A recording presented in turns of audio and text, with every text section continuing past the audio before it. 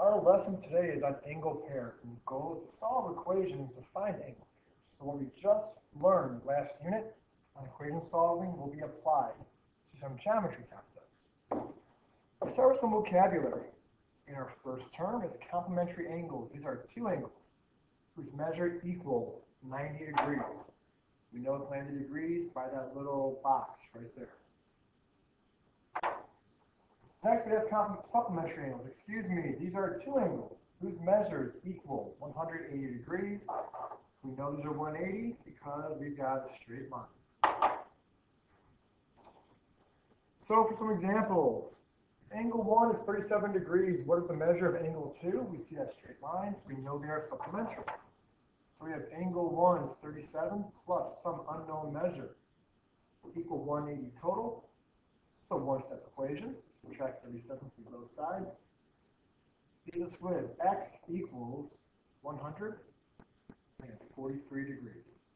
Labels are important. Get that degree symbol in there. Now, we've got angle 3 is 27 degrees times measure of angle 4. The little box right there tells us we've got complementary angles with 90 degrees total. So 27 plus some measure equals 90. Again, one-step equation.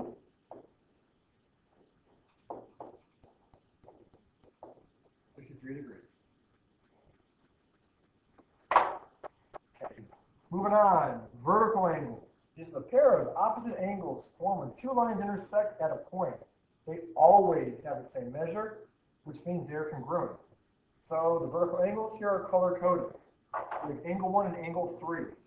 There's a little sign for congruence, means they have the same measure. Again, these are right across from each other, so they're opposite. And then in blue, we have angle 2 and angle 4. Those are congruent as well. So we're looking for that kind of setup where they're right across from each other.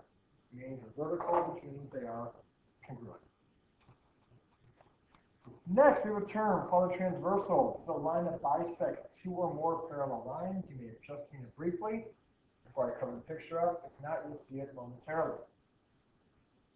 Transversals help us find corresponding angles, so angles that have the same position and same measurement when a line intersects two others. So corresponding angles is nice and easy. They look alike. So take a look here. In this drawing, we've got 4 pairs of corresponding angles. Okay, and we've got that formed because we've got this nice transversal drawn there. Unfortunately, go out of alignment. That's why there's weird lines here. Okay, so that transversal gives us all these corresponding angle pairs. Start with angle 1, and it looks like it's in the exact same spot as angle 5. Same measure, same position. And angle 2, angle 6. They're congruent. I'm sure at this point you guys can figure out the next 2 pairs. If you want to try on your own, go for it. If not, stay with me.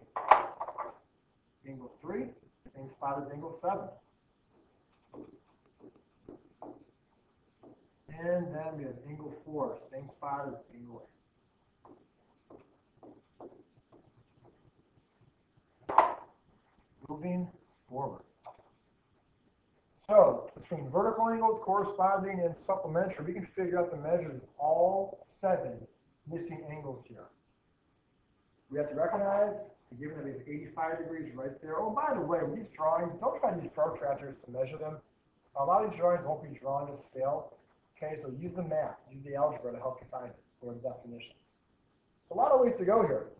Well, we just learned corresponding, might as well practice that. So angle 2 is in the exact same spot as angle that's given to us, 85 degrees. So angle 2 will equal 85 degrees.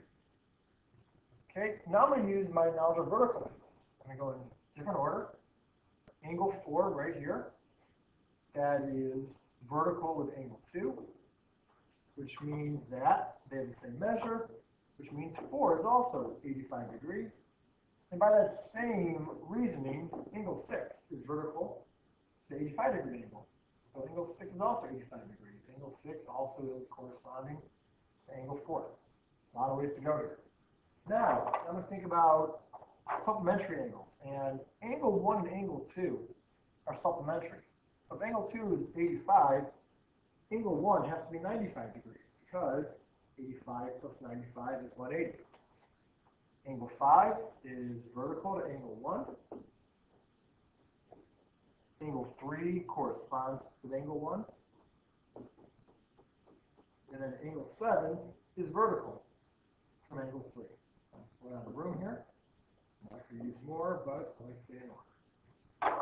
And you could have found those other ones, different ways. Use supplementary angles. Use corresponding with other ones. It's up to you. You've now got a couple ways you can use.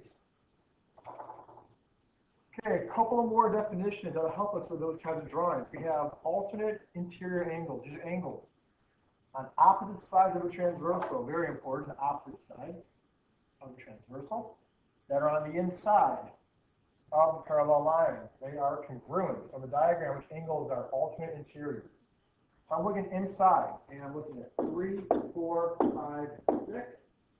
Look for the ones on the opposite side of the transversal. We've got 3 and 6. Those are alternate interiors, and then 4 and 5. Because on opposite sides of the transversal. There we go. And my board is not aligned, hence the bad circle. Okay, we have alternate exteriors. This is the same kind of definition, but now we're on the outside of the parallel lines. And again, opposite sides of the transversal. So for this, we're looking outside. Here's angle 1.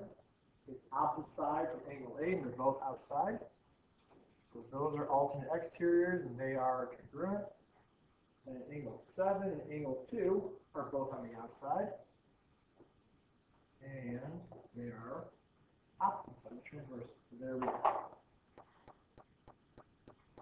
So we're going to throw all of this together now and find the measure of any of these angles given. So we'll start with angle 2. And we're given that angle right here is 125. Angle 2 is also on the outside of our parallel lines. It is opposite side of the transversal. These two are equal. Angle 2, 125 degrees. Now angle 4. And my logic is if angle 2 is 125, and it's easier to write it there, these are supplementary. That's got to be 55 degrees because these two angles, 2 and 4, must equal 180 degrees. Again, they are supplementary angles. Then angle 5, well, again, angle 5, there's a couple ways to look at it. 4 and 5 are alternate interiors. They're both inside the parallel lines or opposite sides of the transversal. They have the same measure, 55 degrees. You can also have said that angle 5 is supplementary with that one. That's equal 180, so again, 55 degrees. So on your own, see if you can try to maybe match up the descriptions here with the correct answers. I'm going to go through and just drag my fingers and mix and match them. So an angle that's vertical to 15-degree angle, that's going to be 15 degrees as well. Drag that right there.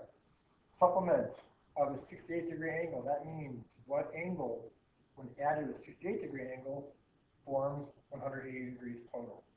180 minus 68, that is going to be, muscle math, 112. That matches up there. The measure of two supplementary angles, that is the exact same measure. Supplementary angles equal 180. Divide that in half, you've got 90 degrees for each. Two 90s make 180. Angle that is vertical to a 68-degree angle, it's got to be the exact same thing. Maybe 68. The measure of two complementary angles, they have the exact same measure. Complementary angles make 90 degrees. Cut it in half, you've got two 45s. Supplement of a 15-degree angle. Supplement means if equal 180 combined, 15 plus 165 gives you 180. Complement of a 15-degree angle. That's equal 90 degrees total. Complement 1575 makes 90. And the complement of a 68-degree angle equals 90. 68 plus 22 gets you 90. Let's get this out of the way. Let's check it. We are good to go. This concludes your lesson on angle pairs.